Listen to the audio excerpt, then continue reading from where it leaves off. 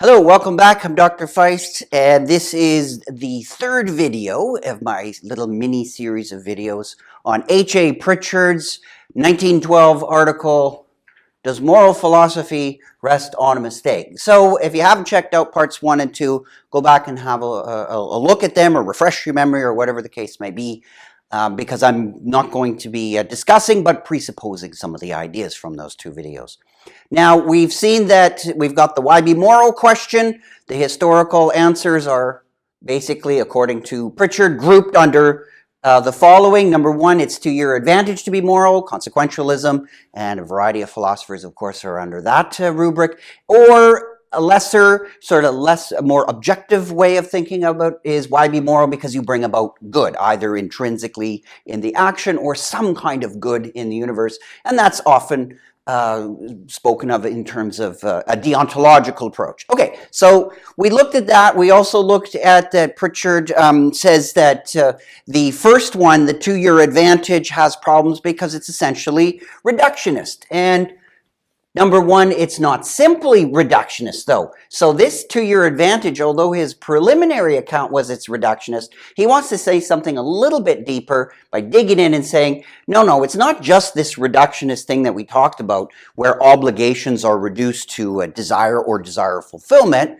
The problem's actually deeper than that. So he's going to look at it in a little bit more of a context. Now, Prichard's discussion presupposes something and that I want to just in this video just shortly point out what it is and helps us to understand why Prichard thinks there's such a big problem with this one.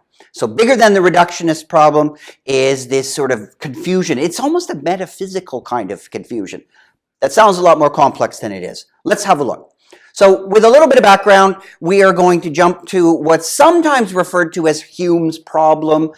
There's a number of ways to express it. Sometimes people just say you can't derive, right? So derive is the key word. You can't logically and legitimately derive an ought from an is. Now, that sounds very technical.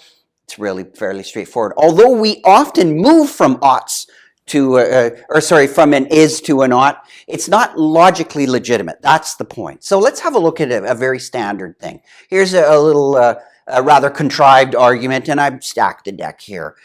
So we have a few premises, and notice they're all composed of is statements. Your sweet, kind grandma is sick. It is the case that you have free time. It is the case that your visits make her happy. Now, when we just think about that, like, yeah, grandma's sick, she's very nice to you. I'm stacking the deck, of course. You have lots of free time, and your visits, you know their visits make her happy. We naturally move from a series of is statements to a conclusion. You ought to visit her. That seems to have just followed so naturally, doesn't it? You just, oh yeah, like this is awful. She's nice to you and all this stuff, and you have time, and you can make her happy by going and visiting. Well, you should go. We normally say that, and we don't in everyday language. We don't have a problem with that, right? It's common. We use it. We teach it. We talk like that. In other words, we frequently go from an is to an ought, or in other words, we do often move from the is to the ought. Point is you can't legitimately do that. They're two different logical categories. Think about these sentences. They tell you the way the world is. The is statements tell you or they might tell you the way the world was, like, you know, the Roman Empire was an empire in history. The is statements might tell you about the way the world will be, or something like that. In 100 years, the world could be quite different than it is now. Stuff like that. So is statements really pertain either mostly to the way the world actually is, or maybe the world the way it was or will be. But notice this one. This is a little different. This isn't a future projection or a past or a present. This one here, if you really think about it, this is an ought statement. This is, again, in the lines of morality, an obligation. And an obligation statement or an ought statement says what? It says the way the world ought to be. Doesn't say it's necessarily going to happen or whatever, but it should happen. So in that sense, you're moving from a very different kind of logical categories in these premises. You're inferring down to a conclusion. That inference or inference is the movement from the premises to the conclusion. So you've moved from one logical category to another. That's a logical mistake. There are sometimes people will call that a kind of category mistake. So Hume dealt with this in his own way, and he was of the view that we use the emotions to make that jump. But really, this has you can think of this argument as having a missing premise if we wanted to make it where it's at least not logically problematic, and we would say that the missing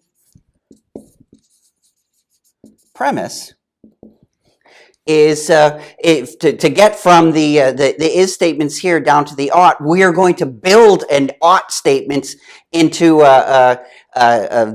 this set of is statements, like you ought to make her happy, something like that.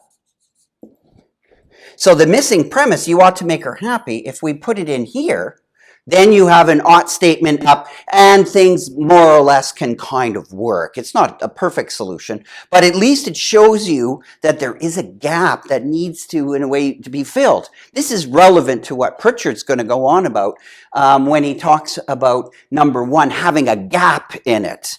And it's, again, it sounds really problematic, but that's the basic idea, is the number one moves from is statements to an ought statement. And this is, again, Prichard's main point is you're trying to reduce an ought now, an obligation, in some other way, even perhaps metaphysically, to a kind of is statement. And he goes another step further, which I'll talk about in the next video. But this is the basic idea, is Prichard is once again trying to block this notion that obligations can be somehow derived from or are reduced back into, or however you want to put it, that they're not fundamental, that there's something, somehow something underneath them. He thinks that's been a big mistake in the history of moral philosophy. So this little background of Hume's problem will serve us well in the next video when we dig a little bit deeper into Prichard's deeper analysis of number one here, this kind of consequentialist line that answers the why be moral.